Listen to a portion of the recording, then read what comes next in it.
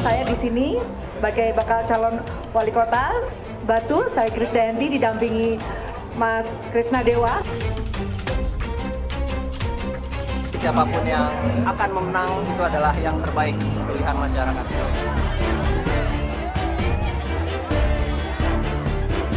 Ini kan kalau dari background Mas Vicky sendiri memang ada image womanizer yang melekat lah, gitu. Gimana Mas Vicky bisa kemudian mengesampingkan image ini dan bisa meraih suara rakyat? Setelah saya turun ke lapangan gitu, rata-rata mereka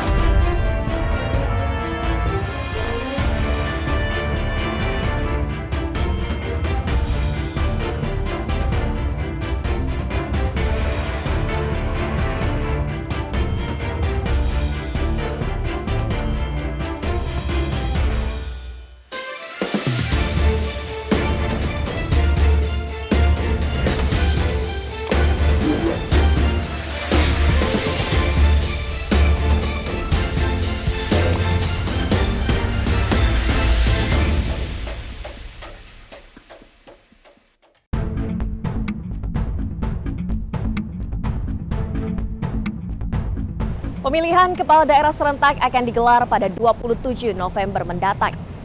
Sebanyak 1.592 calon kepala daerah akan berkontestasi di pilkada serentak yang tersebar di 37 provinsi dan 508 kabupaten kota di Indonesia. Selain diwarnai drama maju mundurnya bakal calon kepala daerah, pilkada 2024 juga bertabur bintang. Sejumlah artis ibu kota pun ikut mencoba peruntungan. Namun benarkah mereka memiliki kapasitas yang mumpuni?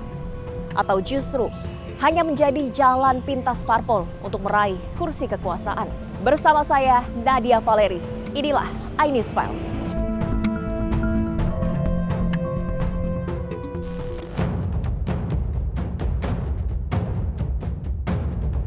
Komisi Pemilihan Umum atau KPU resmi menutup masa pendaftaran calon pemimpin daerah yang akan bertarung dalam Pilkada Serentak 2024.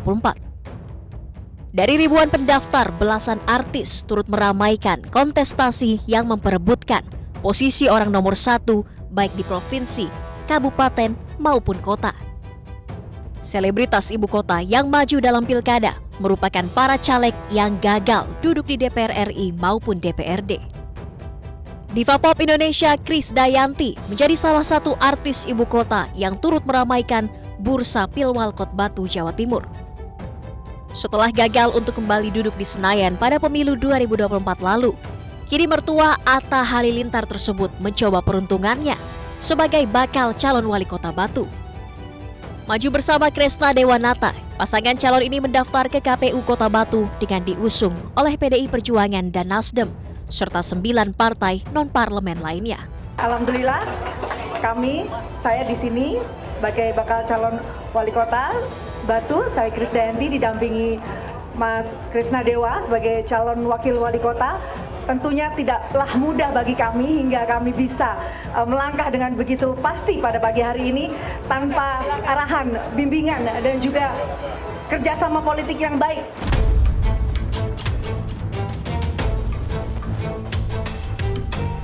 Krisdayanti Kresna Dewanata akan beradu melawan pasangan Firhando Gumelar Rudi yang diusung oleh Partai Golkar dan PAN, serta pasangan Nurrohman Heli Suyanto yang diusung PKB dan Gerindra. Sementara gagal maju menjadi caleg melalui Dapil Jawa Barat II dalam Pileg 2024 lalu, adik ipar Raffi Ahmad, Richie Ismail atau yang biasa dikenal JJ, kembali maju dalam pencalonan pemilihan Bupati Bandung Barat. Ya, yang terbaik itu akan lahir dari sebuah kompetisi, jadi siapapun yang akan memenang itu adalah yang terbaik pilihan masyarakat, itu aja. Di sini kan ada hanya itu aja, nggak usah melihat siapa lawannya, yang penting fokus ke masyarakat dan menang ya.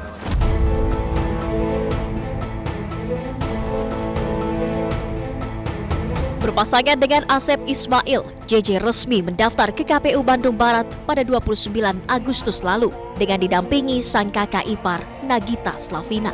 Terima kasih untuk kehadirannya hari ini. Hari ini kita sekeluarga menemani Bapak JJ Richie Ismail dan juga Bapak Asep Ismail untuk mendaftarkan menjadi calon Bupati dan Wakil Bupati Kabupaten Bandung Barat. Insya Allah didoain ya ibu-ibu bapak-bapak, semoga bisa jadi pemimpin yang amanah ya. Kabupaten Bandung Barat menjadi daerah dengan artis terbanyak yang ikut berpartisipasi dalam pilkada serentak. Dari 5 pasangan bakal calon bupati dan wakil bupati yang mendaftar, 3 diantaranya berasal dari dunia hiburan. Selain JJ Govinda, ada aktor sekaligus presenter Gilang Dirga yang berpasangan dengan Didik Agus Triwiono. Dan pesinetron yang juga model Hengky Kurniawan bersama wakilnya Ade Sudrajat. Sementara setelah gagal menaklukkan suara di Dapil Jabar 6 pada pemilu 2024 lalu, artis Vicky Prasetyo atau yang dikenal dengan Sang Gladiator mencoba peruntungannya dengan mendaftar sebagai calon bupati Kabupaten Pemalang, Jawa Tengah. Berpasangan dengan Muhammad Suwendi, Vicky resmi mendaftarkan diri ke KPUD Pemalang dengan diusung oleh PKB. Pemalang ini memang dalam kondisi rapot sosial yang harus kita perbaiki, baik secara infrastruktur ataupun pertumbuhan ekonomi yang secara kurang masif dalam waktu yang cepat.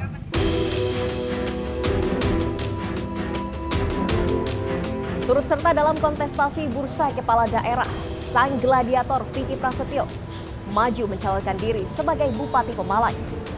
Apakah Vicky Prasetyo benar-benar mumpuni atau hanya sebagai alat mendongkrak popularitas partai politik untuk meraih kemenangan? Untuk mengetahui kebenarannya, saya akan berbincang langsung dengan Vicky Prasetyo. Mas Vicky, Iya, apa kabar? siap. Kita minta waktunya sebentar ngobrol-ngobrol Boleh. ya Mas Vicky ya. Boleh, Mbak Putri. Oke, Mas Vicky, tahun ini mencalonkan sebagai Bupati Pemalang. Betul. Popularitas, elektabilitas atau kenapa mencalonkan? Ya, yang pasti karena misi kemanusiaan. Misi kemanusiaan bahwa Pemalang itu ya butuh seseorang untuk berani melawan kemiskinan ekstrim di wilayah situ. Nah, akhirnya ya inisiatif itu yang membawa kita untuk akhirnya ikut konsultasi pilkada di Kabupaten Pemalang. Oke, tapi kan Mas Vicky udah 2 kali gagal di kursi DPR. Kenapa tahun ini DPR maju lagi? Ya, dan kemudian mencalonkannya sebagai calon bupati. Ya, kegagalan itu bukan akhir sebuah perjuangan, akhirnya kita jadi menghentikan segala macam bentuk keinginan dan cita-cita. Nah, kegagalan itu lahir pasti karena adanya proses pembelajaran, alasan, dan lain-lain. Tapi hal itu justru malah menambah semangat dan spirit akhirnya untuk bisa maju ke pilkada. Pemalang secara elektoral, Mas Vicky akan melawan petahana, didukung 9 partai politik. Betul. Dari koalisi, sementara Mas Vicky sendiri hanya 1 partai politik. PKB berkoalisi dengan rakyat. Jadi saat kita menyatakan berkoalisi dengan rakyat, itu akan menjadi kekuatan yang bergerak secara masif. Terbukti akhirnya relawan-relawan kita tumbuh gitu loh. Relawan-relawan yang mengatasnamakan revolusi Pemalang. Waktu kampanye nggak lama lagi, 25 September. Dengan Betul. kesibukan Mas Vicky, sekarang juga masih warawiri di dunia hiburan, akan punya waktu untuk warga Pemalang? Yang pasti harus ada satu yang dikorbankan. Jadwal-jadwal syuting dan lain-lain memang harus dikalahkan dengan kepentingan ini. Akan mengorbankan di dunia Pasti. entertainment? Pasti. Kalau sampai nanti insya Allah memudahkan semua jalan dan terpilih, mau nggak mau program-program reguler dan lain-lainnya ya pasti akan dikorbankan dan ditinggalkan. Kalau kita berbicara statistik jumlah daftar pemilih tetap di Pemalang antara perempuan dan laki-laki ini setara begitu ya dari jumlahnya. Tapi Mas Vicky ini kan kalau dari background Mas Vicky sendiri memang ada image womanizer yang melekat lah gitu. Gimana Mas Vicky bisa kemudian mengesampingkan image ini dan bisa meraih suara rakyat? Setelah saya turun ke lapangan gitu loh, rata-rata mereka ya alhamdulillah ya membuka ruang yang baik gitu. Mereka benar-benar menyenderkan harapan lebih terhadap saya gitu. Mas Vicky itu punya media besar yang bisa menasionalkan Pemalang. Nah, jadi hal seperti itu saya yakin kalau Mas Vicky itu bisa membawa Pemalang lebih baik. Pemalang itu ada kaum rasional ya, terus ya kaum pragmatis karena ekonominya memang kemiskinan ekstrim mempengaruhi tentang ya pragmatis sistem dan lain-lain. Terus ada milenial, Gen Z dan lain-lain lah. Nah, ibu-ibu ini atau para wanita ini itu memiliki kesetiaan politik yang lebih gitu loh. Kesetiaan politik. Iya, kesetiaan politik dalam arti pilihannya itu benar-benar terjaga gitu loh.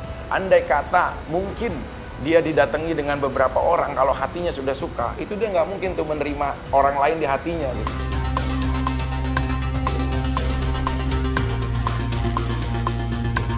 Tak hanya bertabur bintang, para kandidat yang bertarung dalam Pilkada serentak 2024 ini turut menggandeng selebritas menjadi tim suksesnya.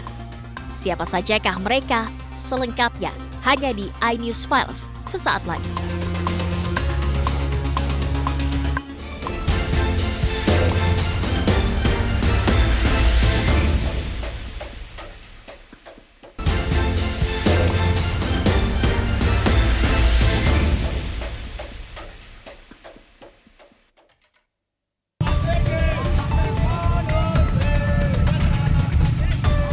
Dengan menaiki mobil terbuka dan diiringi ribuan warga, relawan, serta pengurus partai DPC PKB Pemalang, artis Vicky Prasetyo dan Muhammad Suwendi mendaftar sebagai bakal calon bupati dan wakil bupati Pemalang, Jawa Tengah. Mengusung jargon revolusi, Vicky optimis bisa membangun Pemalang menjadi lebih baik dan rakyatnya lebih sejahtera. Menjadi pasangan kedua yang mendaftar, Vicky Prasetyo dan Muhammad Suwendi akan melawan pasangan petahana Mansur Hidayat dan Muhammad Bobi, serta pasangan Anom Widiantoro dan Nurholis. Menguji seberapa Vicky Prasetyo mengenal Pemalang, Jawa Tengah yang akan menjadi daerah mencalonkan diri. Kita akan langsung berikan pertanyaan kepada Mas Vicky Prasetyo. Mas Vicky, saya kasih kuis sedikit ya tentang Pemalang. Oke, kapan hari lahir Pemalang? Hari lahir Pemalang itu pada tanggal 24 Januari. Tahun? Tahunnya. Ada tahunnya. Tahunnya ya. Nah, tahunnya yang saya lupa ya. Cuma kalau pernah baca 24 Januari. 24 Januari, oke. Ya. Oke, yang kedua. Nama makanan khas Pemalang yang menjadi warisan budaya tak benda. BPTB. Gerombiang. Nasi gerombiang. Nah, Nasi gerombiang. gerombiang itu sebenarnya dibuat dari daging kerbau. Oke. Nasi gerombiang itu di mangkok kecil, terus dipotong-potong, ada satenya juga, itu makanan favorit saya. Sering makan Mas Vicky? Sering. Dan itu saya suka. Nah, cuma kadang suka pakai daging sapi gitu, karena kerbau yang mungkin sulit gitu atau apa. Tapi nasi gerombiang itu memang menjadi ciri khas banget, dan itu aku suka sih. Oke, yang terakhir, berapa jumlah kursi partai pengusung Mas Vicky PKB? PKB itu mendapatkan 11 kursi. Dari 6 dapil yang tersebar di satu kabupaten, PKB itu ada 6 kursi. Jumlah total keseluruhan kursi itu 50. Ya, jadi PKB itu ada di 11 kursi. Oke, tadi cuma kurang satu ya, tahun hari lahirnya Pemalang itu 1575. Berarti Mas Vicky udah mantap nih ya, udah mengetahui lagi Pemalang ya. Insya Allah saya akan lebih tahu lagi tentang Pemalang. Berarti udah siap kampanye 25 September merebut hati warga Pemalang? Repolasi Pemalang harga mati. Baik. Oke Mas Vicky, siap, sukses dari... untuk kampanyenya.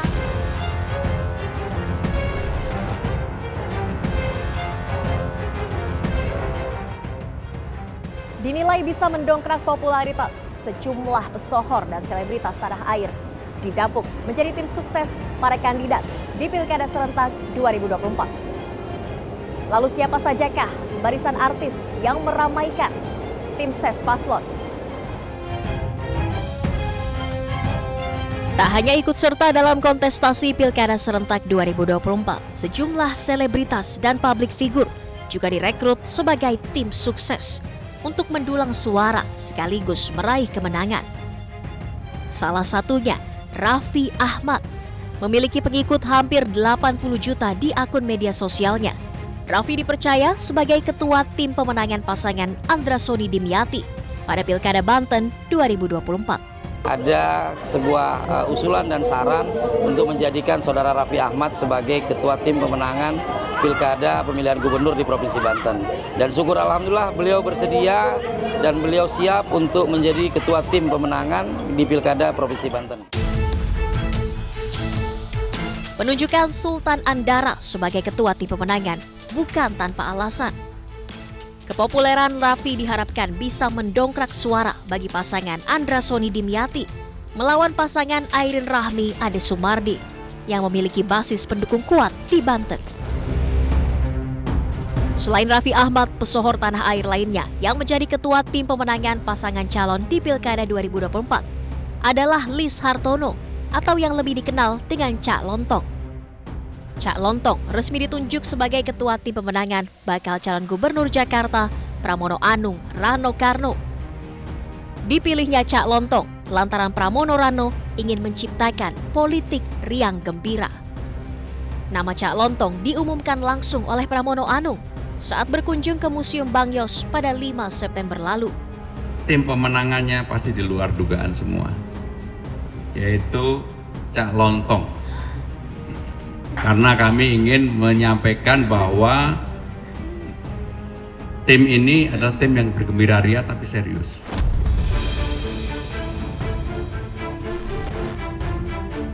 Belasan selebritas turut meramaikan bursa pemilihan kepala daerah. Siapa untung, siapa buntung. Selengkapnya hanya di iNews Files sesaat lagi.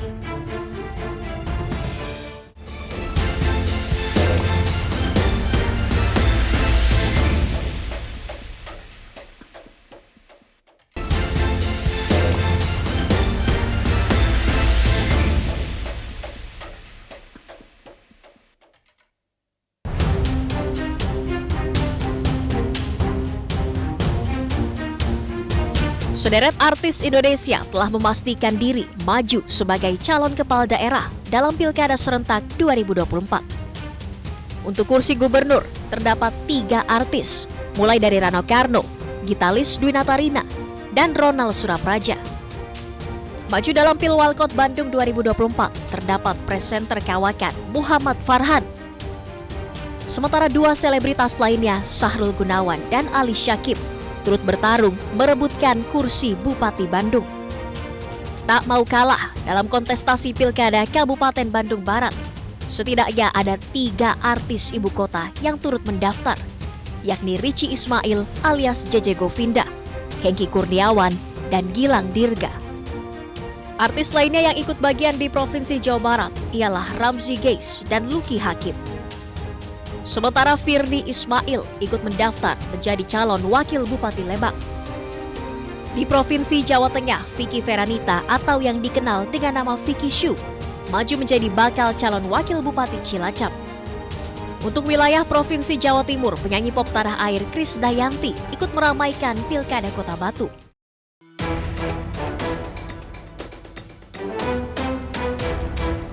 Majunya sejumlah artis dalam bursa pemilihan kepala daerah menimbulkan tanda tanya, kerja nyata, atau mengandalkan popularitas semata.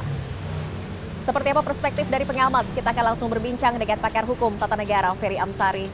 Halo Bang Ferry, apa kabar? Halo Mbak, sehat. Alhamdulillah sehat. Bang Ferry, tanggapan Anda, banyak sekali artis yang maju di Pilkada serentak tahun ini. Kenapa fenomena ini terus terjadi dan terulang setiap tahunnya, Bang? Ya karena partai butuh menang ya, semua ingin menang dan artis dianggap sebagai figur yang mampu mendulang suara. Sesederhana itu, agar partai bisa menguasai ceruk yang paling penting, rasa suka masyarakat, preferensinya di sana. Jadi secara taktik sama sekali simpel ya, tetapi sebagai penguatan demokrasi, menurut saya ini terlalu disederhanakan. Partai hanya ingin menang tanpa berupaya mendidik masyarakat dan betul-betul mendidik kadernya sendiri, tetapi hanya memilih artis untuk sekedar menang tanpa ada upaya penguatan kader sendiri dan berharap agar publik pemilih memiliki kesempatan mendapatkan figur-figur terbaik, bukan sekedar kesukaan mereka karena menonton artisnya di TV atau kepentingan yang lain. Tapi kenapa partai politik harus memilih artis begitu? Bukannya kadernya cukup atau tidak ada figur kader yang cukup populer? Karena kader tidak mampu menghasilkan ceruk besar untuk memenangkan pertarungan, preferensinya lembah, popularitasnya rendah, sehingga akhirnya partai mencari sosok lain. Padahal disinilah kesalahan partai itu, harusnya mereka memastikan kadernya sendiri. Kalau kurang populer ya populerkan, begitu ya. Mereka harus dididik dengan itu agar kemudian publik memiliki orang atau figur yang betul-betul dididik oleh partai dan memahami kondisi real politik. Ini bukan berarti kita melarang teman-teman artis untuk maju ya, itu hak mereka juga. Tetapi sekali lagi kalau semangatnya instan hanya untuk mendulang suara yang nanti kemudian artisnya dikendalikan oleh partai, ya tidak ada gunanya bagi demokrasi. Ya ini kan tadi seperti yang Bung Ferry katakan, memang siapa saja bisa maju dalam pilkada sesuai dengan syarat yang mereka penuhi. Begitu, tapi apa nantinya, siapa yang dirugikan kalau nantinya ternyata mereka tidak capable dengan memimpin kepala daerah? Ya tentu pemilih ya, karena pemilih kan adalah subjek yang paling dirugikan ketika kemudian para kandidat tidak mumpuni hanya untuk mendulang atau meraih suara tanpa kemudian punya keinginan agar aspirasi publik bisa disalurkan dalam berbagai kebijakan. Harus diakui tidak semua artis tahu apa yang harus dilakukan. Kebanyakan mereka tidak tahu karena bertarung di ruang politik dan terpilih, mereka harus paham kebijakan, harus paham diplomasi politik yang baik, harus paham bagaimana tata kelola perkotaan, mengelola masyarakat dan lain-lain. Ini tidak sekedar tampilan di televisi, tetapi juga bagaimana ruang administrasi kebijakan mampu mereka laksanakan dengan baik. Tapi nyatanya dari tahun ke tahun banyak juga masyarakat yang memilih kepala daerah dari publik figur ini. Kenapa masyarakat masih memilih, Bung Ferry? Ya soal sederhana ya, kalau masyarakat tidak punya pilihan terhadap kandidat, ya, kandidatnya masih lemah, tidak populer, tidak juga mereka punya prestasi, akhirnya masyarakat melihat yang sederhana, figur mana yang mereka kenal. Itulah yang membuat masyarakat akhirnya berulang kali memilih artis yang sebenarnya kapasitasnya mungkin dipertanyakan. Tapi dengan fenomena ini, Bung Ferry melihat muaranya berasal dari gagalnya partai mengkaderisasi. Yes. Di mana-mana artis maju di negara manapun itu wajar. Tetapi kenapa mereka cenderung menang tetapi gagal memimpin daerah? Ya karena mereka tidak diberikan kesempatan untuk terlatih.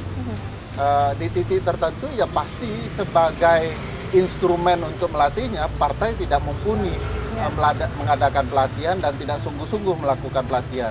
Sehingga akhirnya partai cuman memanfaatkan artis untuk memenangkan pertarungan tanpa kemudian berupaya mengasah mereka dan melatih mereka. Mungkin kepada publik, Bung Ferry, seperti apa publik harus memilih begitu. Siapa tahu ada juga publik figur yang memang memiliki kemampuan untuk memimpin kepala daerah dan mana yang hanya mendongkrak popularitas partai politik saja. Saya pikir banyak forumnya bagi publik untuk menilai ya. Tidak hanya sekedar kampanye tahun pilkada ya. Mereka bisa melihat dari tahun-tahun sebelumnya apakah artis ini sudah pernah turun ke masyarakat, apakah mereka mampu berdialog dengan masyarakat, menampung aspirasi, berdialektika dengan masyarakat. Forum kampanye itu juga bagian penting untuk melihat kapasitasnya. Nanti kan ada forum debat ya. Sepanjang tidak sama kota kosong, kita akan bisa melihat kapasitas artisnya. Dia mampu, tidak mampu bisa dilihat di forum debat. Jadi mudah-mudahan sepanjang tidak melawan kota kosong, kita bisa melihat figur artis tertentu yang betul-betul mumpuni atau tidak.